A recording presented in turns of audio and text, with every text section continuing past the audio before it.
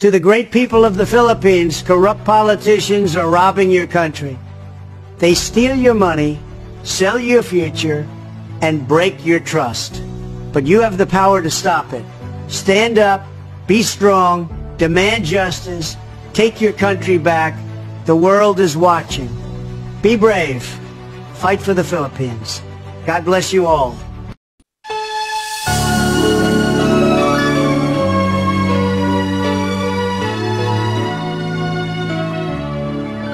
Ang bayan ko'y tanging ikaw, Pilipinas kong mahal, ang puso ko at buhay man sa iyo'y ibibigay. Tungkulin kong nagampanan na lagi kang paglingkuran, ang bayan mo'y mabantayan, Pilipinas kong mahal.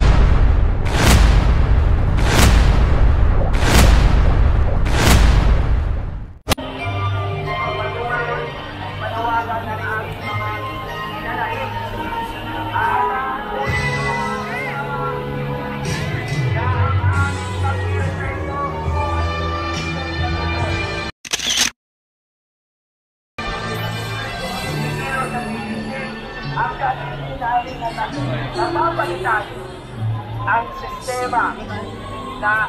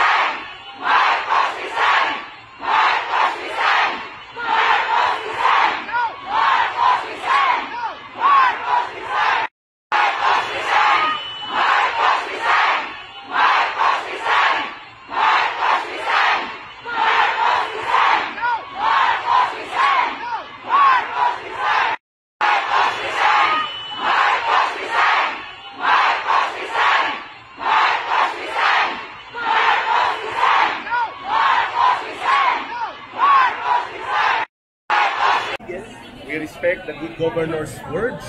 Kung pwede maiwasan, pero dahil kailangang maningil at may katarungan, we will execute ng mapayapa. Our end game is people power. Eric, pwede lang baklaruin natin kung saan yung venue? 8 o'clock, EDSA Junction, harap ng EDSA Shrine, Occupy EDSA na. And then tuloy-tuloy na sa People Power Month. Occupy ba natin yung isang way? Yung doon sa lapit sa Birhen, sa EDSA Shrine, then we will march to the People Power Month. Paano yung merong makakaliwa ng balak na natin? So, we will just respect each other, pero kami mapayapa. And we're calling for the armed forces of the Philippines to recognize the people's clamor na kung bulok na ang gobyerno, sinabi naman ni Governor Chavez, the armed forces of the Philippines can intervene by way of declaring yung withdrawal of support to the Commander-in-Chief and technically rendering the current government, the current administration useless kung wala siyang armed forces. So, ang susundin natin, constitutional succession para nasa batas pa rin. Mapayapa. Eric, may nilabas kasi yung AFP na ngayon na parang mananatili daw sila na nakasuporta. Well, that can change anytime. Kapag dumagsa ang mga tao, nobody predicted na sila Dalit Angelo Reyes and sila Defense Secretary Orly Mercado would shifted their loyalty and position kahit na popular si ERAP. Nang dumagsa ang tao at nanawagan na government must be changed, ERAP to step down, the AFP withdrew support from the Commander-in-Chief. That can happen. Nobody can predict. Everything is fluid. Salamat. Okay, Eric, thank you. Hanggang pa tayo.